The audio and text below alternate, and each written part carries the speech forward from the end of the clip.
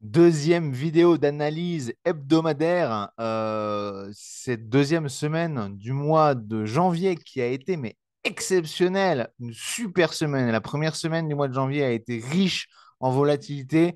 Là, on a vraiment vécu une deuxième semaine du mois de janvier exceptionnelle pour le trading, euh, surtout avec l'annonce du Bitcoin. Et on va commencer par le Bitcoin. Alors, qu'est-ce qu'il va falloir suivre du 15 au 19 janvier, la semaine prochaine? Donc, je vous en parle tout de suite. Alors, on va commencer par le Bitcoin. Je vais partager mon écran. On va commencer par le Bitcoin parce que c'est le Bitcoin qui a été au cœur de toutes les actualités en cette semaine du 8 au 12 janvier. Alors, justement, je vous le disais la semaine dernière, objectif potentiel à 47 200, on a même dépassé un petit peu. On était là la semaine dernière, on est allé casser, on est allé même chercher presque les 49 000. Donc, bah voilà, hein, encore une fois, l'analyse technique fonctionne très bien. Le niveau de résistance ici à 47 200, malgré l'importante nouvelle qu'on attendait depuis des années de cet ETF Bitcoin Spot, malgré une nouvelle ultra attendue sur les marchés, la résistance a joué son rôle. Et même si on allait tester au-delà, bien sûr, si vous aviez placé votre take profit à ce premier objectif de prix que je vous avais donné, le deuxième était 59 000, 52 000, 52 000, c'était le deuxième objectif, mais le premier objectif a été atteint. Alors, bien sûr, il y a plein. D'ailleurs, je vous invite à aller lire l'article que je vais mettre en commentaire de la vidéo dans la description là. L'article que j'ai écrit sur l'annonce de l'ETF Bitcoin. Vous allez certainement y apprendre plein de choses. J'ai vraiment bossé, fait beaucoup de recherches pour écrire cet article sur les conséquences de cet ETF Bitcoin. Alors, il y avait beaucoup d'attentes. Tout le monde s'attendait à ce que ça s'envole à 50, 60, 70 000. On voyait même des 100 000. Eh ben non, le marché, il a baissé. Et j'entends dire beaucoup de gens qui ne s'y connaissent pas nécessairement beaucoup en marché financier, crient à la manipulation, crient au scandale, crient ça y est, les marchés manipulent, etc. Alors, d'une part, la première chose, vous allez comprendre pourquoi il n'y a pas de manipulation. Il y a pas de Un ETF ne peut pas manipuler les marchés. Un ETF, c'est juste un véhicule d'investissement, c'est une coquille vide. Si vous voulez investir dedans, l'ETF va acheter du Bitcoin. Si vous ne voulez pas investir dedans, l'ETF ne fait rien. Là, en l'occurrence, il n'y a pas de. Il n'y a pas de manipulation, quoi que ce soit. Et justement, hein, tous ceux qui étaient là à vous vendre du Bitcoin, je pense surtout aux plateformes non réglementées euh, qui étaient là, qui profitaient de la hype sur cet ETF Bitcoin pour vous dire acheter, acheter, acheter, acheter. Eux, ils se sont gavés, ils vous ont un peu arnaqué, il faut bien dire ce qui est, parce que bon, ils vous ont incité à acheter alors que c'était peut-être pas nécessairement le meilleur moment. Rappelez-vous qu'en bourse, et d'ailleurs, la SEC l'a bien précisé avant d'annoncer le Bitcoin en disant attention, c'est risqué. On a eu une pléthore d'avertissements tout au long de la semaine avant l'annonce de cet ETF Bitcoin. Donc, non, il n'y a pas de. Arrêtez de. C'est simplement les mécaniques de marché qui fonctionnent comme ça. C'est vieux comme le monde. Acheter la rumeur, vendre la news. Ceux qui ont acheté la news, ils se sont mangés les dents dans le béton. C'est normal. C'est comme ça que les marchés fonctionnent. C'est comme ça que la bourse fonctionne. C'est comme ça que le trading fonctionne. Par contre, et c'est là que c'est super intéressant. Alors moi, malheureusement, j'ai un courtier actuellement qui ne me permet pas de faire des cryptos ou alors, enfin, ils me permettent de le faire, mais pas en trading. Ils ont pas des produits du tout adaptés au trading. C'est des produits d'investissement long terme. Donc, tu ne peux pas faire du trading. Il y a trop de frais dessus. Mais franchement, il y avait des super opportunités à faire. Et ceux qui ont été les plus malins, on va le voir, ils ont acheté de l'Ethereum, acheté la rumeur, vendre la news. N'oubliez pas qu'il y a, et ça, j'en parle dans l'article en détail que vous verrez en description que j'ai écrit jeudi matin. Il y a beaucoup d'ETF, beaucoup de demandes d'ETF Ethereum et l'acceptation, l'approbation de l'ETF Bitcoin, c'est bon signe pour l'ETF Ethereum. Quand l'annonce a été faite pour l'ETF Bitcoin, c'était déjà plié. Il fallait déjà commencer à vendre la nouvelle, acheter la rumeur. Enfin, voilà. Par contre, potentiellement, rumeur qui commence sur l'Ethereum, c'est là qu'il fallait se positionner. Si on veut gagner en bourse, il faut toujours anticiper, il faut avoir une longueur d'avance, sinon on se fait bouffé. Et donc, ceux qui ont investi sur l'Ethereum, ils ont bien vu parce qu'effectivement, il y avait des trades d'affaires super intéressants sur l'Ethereum parce que comme ces ETF Ethereum sont en cours d'approbation, et ben, que l'ETF Bitcoin soit accepté, c'est un excellent signe, une excellente nouvelle, une excellente augure pour l'ETF Ethereum. Donc, on va revenir sur le niveau support résistance. Je vais commencer par les cryptos parce que c'est le sujet du moment. Donc, sur les cryptos, bon, bah voilà, ceux qui comme je le disais la semaine dernière, avaient comme objectif 42 200, bah, normalement, vous êtes sortis. Là, la résistance, on va la garder en tête parce que c'est 42 000. Alors, c'est des zones à chaque fois, 42 200, 42 300, à peu près. Hein. Normalement, comme je dis, il faudrait les tracer avec un pouce là, bien large. Là, on les trace avec des traits parce que c'est plus pratique, mais en vrai, c'est des zones. Donc, cette zone-là, on va la garder en tête. Elle va être très importante, cette zone-là, pour l'avenir. Ici, la zone des 44 000, je pensais qu'elle ferait support. En vrai, on l'a transpercé comme dans du beurre. On est passé à travers et on est allé s'arrêter ici. On va pouvoir peut-être mieux la retracer. Ici, on est allé s'arrêter sur la zone des 44 500, on va dire, avant de rebondir. Donc là, qu'est-ce qui va se passer la semaine prochaine? Moi, je pense quand même que l'ETF Bitcoin, bah, ça va quand même attirer des flux de capitaux. Maintenant, comme je le dis dans l'article, ça va attirer des flux de capitaux institutionnels. Les institutionnels, ils vont pas acheter un ETF Bitcoin parce qu'il y a un ETF Bitcoin. C'est pas des bourrins, les mecs. Les mecs, ils vont regarder les hausses et les baisses de taux d'intérêt, ils vont regarder l'inflation et ils vont regarder l'économie. Si jamais, là, a priori, comme il semble potentiellement y avoir un regain de l'inflation, un petit regain de l'inflation, potentiellement, ça pourrait retarder la baisse des taux. Les cryptos, ça fonctionne comme les actions sur les marchés et comme l'or d'ailleurs. Hausse des taux, baisse du Bitcoin, baisse de l'or, baisse des actions. Hausse des taux, oui, hausse des taux, baisse du Bitcoin, baisse de les actions, baisse de l'or, baisse des taux, hausse du Bitcoin, hausse des actions, hausse de l'or. Voilà, ça c'est la règle. C'est pour ça aussi que le Bitcoin a baissé. Il ne faut pas crier non plus à manipulation sans comprendre de quoi on parle. Donc, bon, si jamais effectivement il y a l'inflation qui revient et les taux qui continuent à augmenter ou qui restent stables, bon, bah, il va falloir surveiller les positions short, il va falloir surveiller ce support ici à 44 000, à 41 400. S'il est cassé, ça sera comme cible les 38 000 et ensuite 35 000 et 31 000. Vous avez les niveaux. Vous allez sur mon profil TradingView, vous avez tous les niveaux. Alors, bien sûr, je les adapte à chaque fois, donc ils ne sont pas adaptés sur mon profil TradingView, mais vous pouvez les avoir. D'ailleurs, je vais ouvrir aussi ici Pro Real Time en plus pour avoir les niveaux de Pro Real Time. Le niveau de Pro Real Time, c'est plus long terme, mais généralement, c'est les mêmes niveaux qui se retrouvent hein, en hebdomadaire. Alors, Bitcoin en hebdomadaire, qu'est-ce qu'on a comme support résistance? On a toujours ce niveau très important ici. Eux, ils le tracent en pointillé parce qu'ils estiment qu'il est peut-être moins important, mais en vrai, il est quand même très important. Et ce niveau ici à 40 000, 41 000, bon, voilà, c'est à peu près les mêmes niveaux. Hein. Voilà, si on va regarder, ouais, les canaux de tendance, je suis moins fan, mais bref. Donc, en cas de, voilà, potentiellement, on va quand même surveiller la baisse. Il ne faut pas s'enflammer. Hein. Faut garder bien à l'esprit que les capitaux tant attendus des institutionnels pour arriver sur le Bitcoin, ils arriveront que si le contexte macroéconomique est favorable à ça. Voilà. C'est pas parce que c'est pas comme les particuliers, dès qu'on liste un token sur un exchange, ils sont tous là à se précipiter dessus. Non, c'est pas comme ça que ça marche dans le monde institutionnel. Si jamais on venait à rebondir ici et que demain, pas demain, pardon, habituellement je fais la vidéo le dimanche, aujourd'hui je la fais samedi. Si on revient sur les 44 000 durant le week-end ou en début de semaine, il faudra surveiller. Soit on aura un rebond sur les 44 200, auquel cas il faudra se positionner à la baisse avec comme cible les 41 000. S'il y a une cassure, ben, on pourrait revenir aux 47 000, mais les 47 000, ça va être un niveau, à mon avis, très difficile à percer, à casser. Bon, on verra. On verra. On va passer à l'Ethereum. Alors, l'Ethereum, regardez-moi ça. Alors là, pareil, ici, on va adapter les niveaux. Moi, je les avais tracés là, mais on peut, on peut l'adapter ici. Hop, puisqu'on s'est arrêté pile dessus.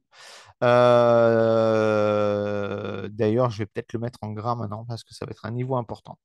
Donc, l'Ethereum, bah, qu'est-ce qui s'est passé? Jouer la rumeur, hein, bah, ils ont joué la rumeur. Hausse de combien sur l'Ethereum? Hausse de 23% sur l'Ethereum.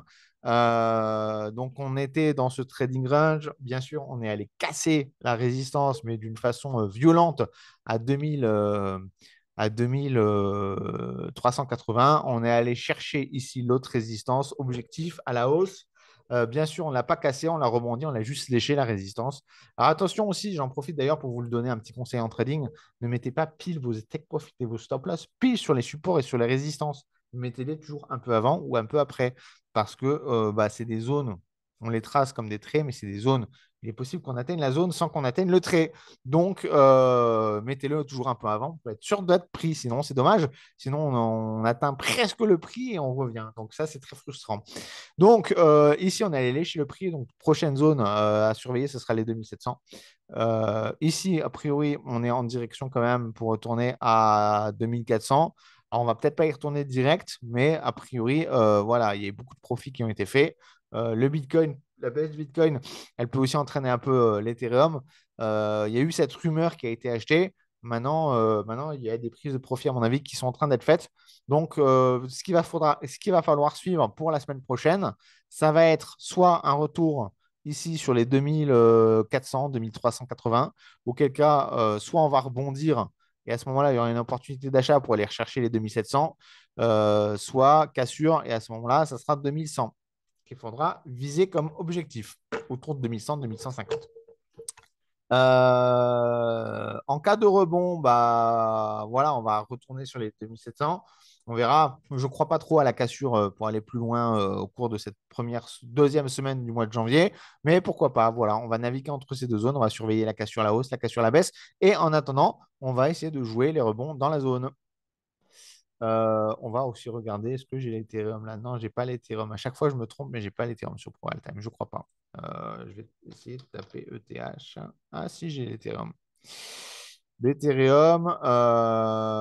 Alors, l'Ethereum, il ne me trace pas le support ici que j'avais à 2700. Il ne me le trace pas dans l'algorithme automatique. Eux, ils se focalisent sur les 2400 et après sur les 3500. Les 3500, on est encore loin, hein. Maintenant, voilà. Donc, voilà, faites une capture d'écran si vous voulez ou téléchargez enfin, il n'y a même pas besoin de télécharger un proaltime.com/fr/web. Vous allez directement, vous n'avez pas besoin d'ouvrir un compte et vous avez l'outil qui vous trace automatiquement. Ah, mais non, ça, c'est pas un truc de ProAltime. Ça, c'est moi qui l'avais tracé.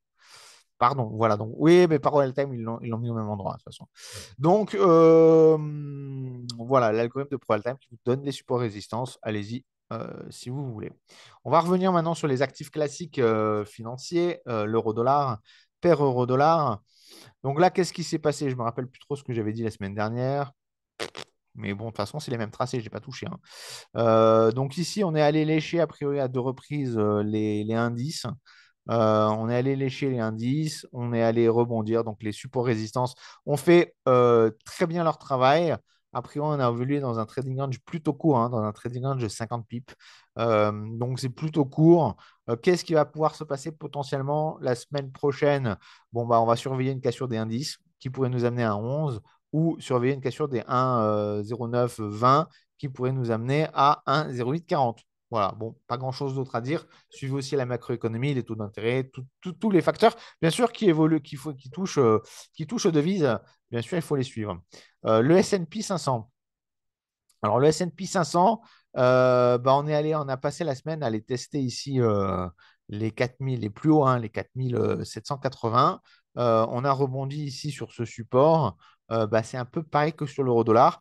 Bon, là, on est très proche de la zone de résistance ici à 4780. Je pense potentiellement que la semaine prochaine pourrait être une semaine de baisse. Je ne veux pas m'avancer, c'est mon avis personnel.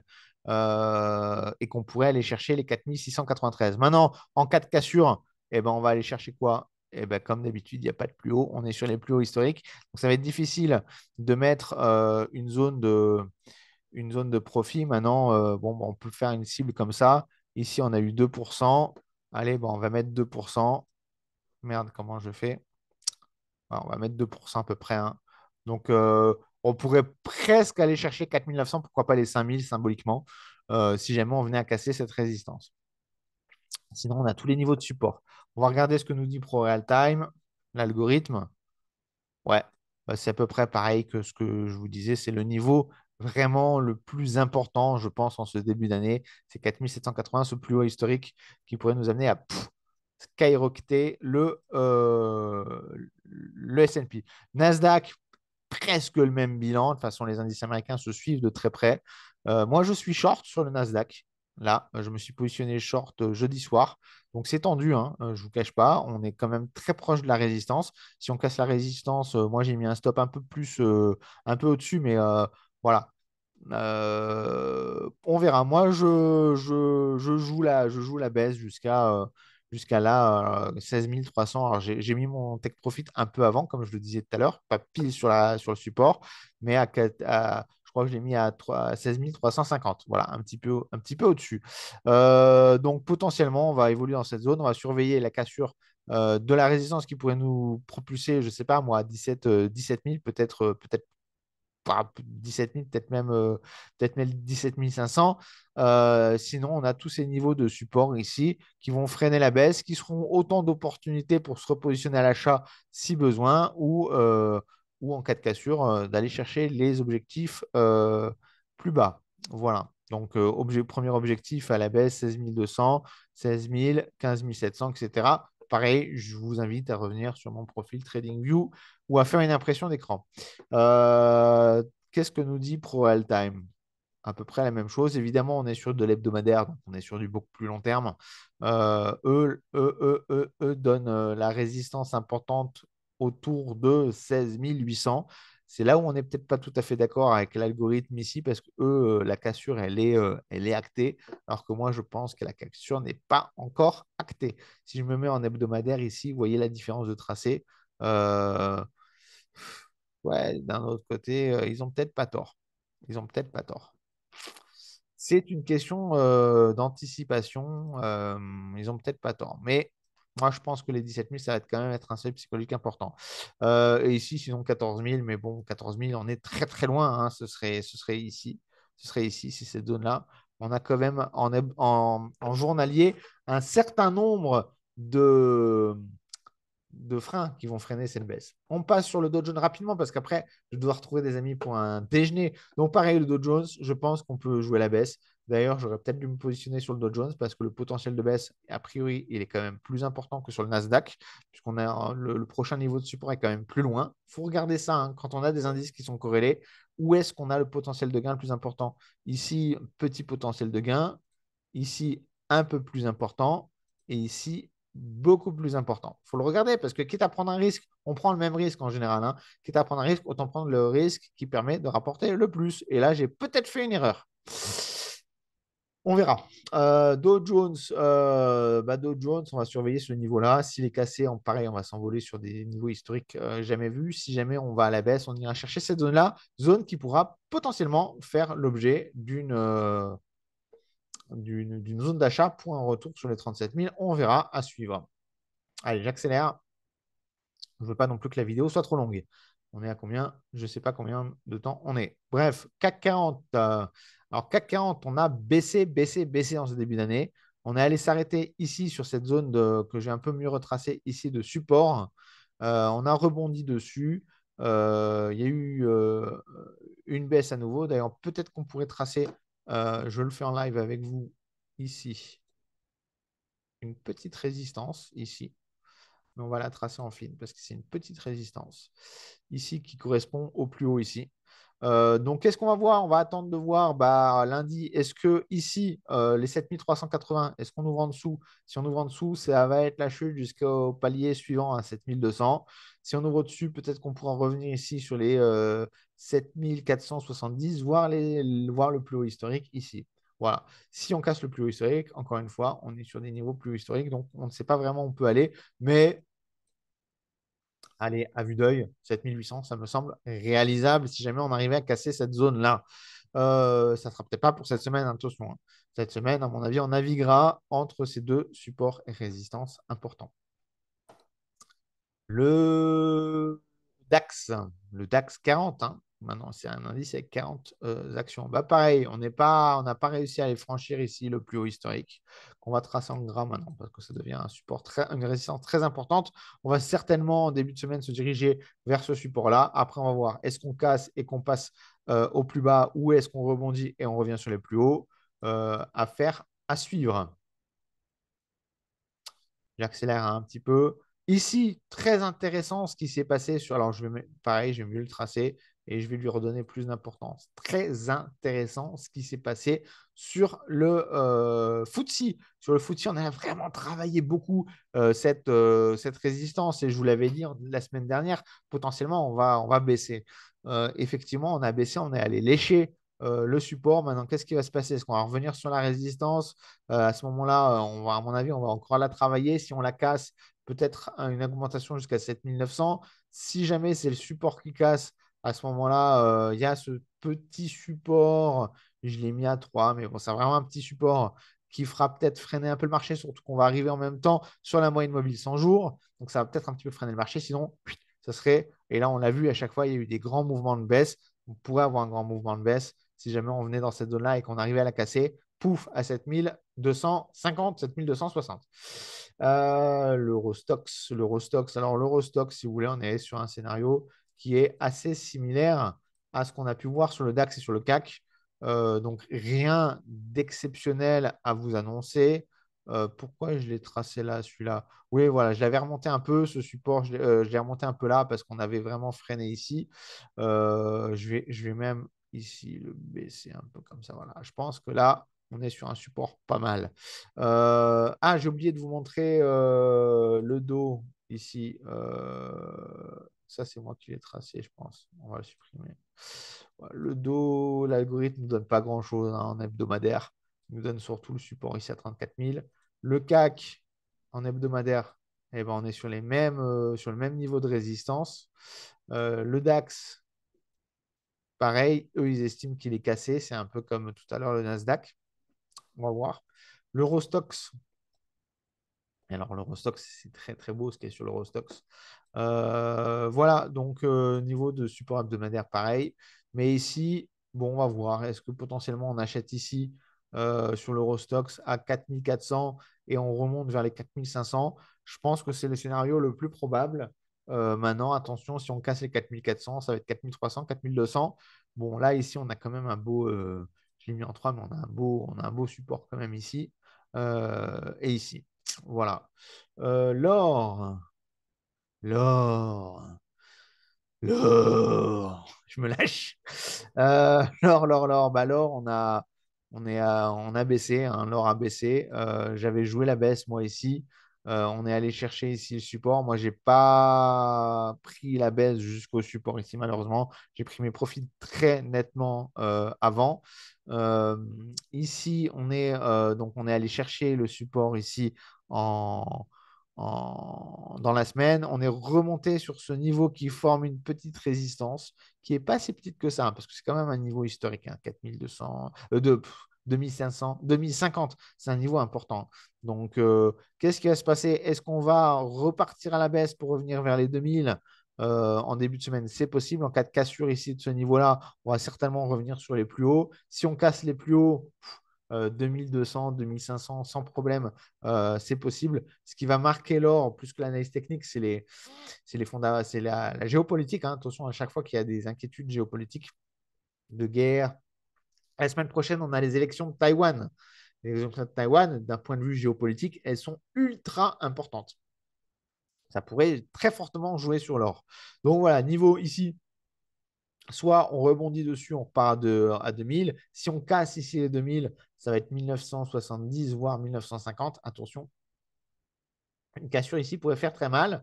Si jamais c'est un rebond, on pourrait revenir ici, voire casser et partir sur des plus hauts. Le pétrole, que de rebondissements sur le pétrole, avec l'Arabie Saoudite qui baisse les prix du baril. Justement, qu'on était arrivé sur cette résistance ici à 75, ils nous font l'annonce qui baisse les prix. Du coup, on n'a pas pu casser la résistance comme ce que moi j'avais peut-être anticipé. Donc, on n'a pas cassé la résistance, on a rebondi dessus. Donc là, potentiellement, je pourrais tracer un tout petit support rikiki de rien du tout ici, parce que ça correspond ici à plus ou moins un niveau de prix cohérent, mais je vais le mettre en très fin. Donc, qu'est-ce qui va se passer ici? Potentiellement, on peut revenir à 69, voire 67. Je pense pas qu'on va repartir à la hausse très fort. Tout est possible, hein, bien sûr. Ça va aussi dépendre, bien sûr, de toutes les décisions, les discours de l'OPEP et les décisions géopolitiques, mais globalement, ça devrait rebaisser et peut-être 69, 70 comme zone d'achat, ça serait pertinent, je pense. Voilou pour les analyses donc de la semaine passée et de la semaine à venir. Soyez bien sûr prudents en trading. Cette vidéo, je l'ai enregistrée samedi à 11h55 heure de chez moi, donc 10h55 heure française. Pour information, surtout pour les cours du Bitcoin, je ne la publierai que dans l'après-midi parce que je dois filer rejoindre des amis au restaurant. Je vous souhaite à tous un bon week-end. Soyez prudents sur les marchés et on se retrouve très bientôt.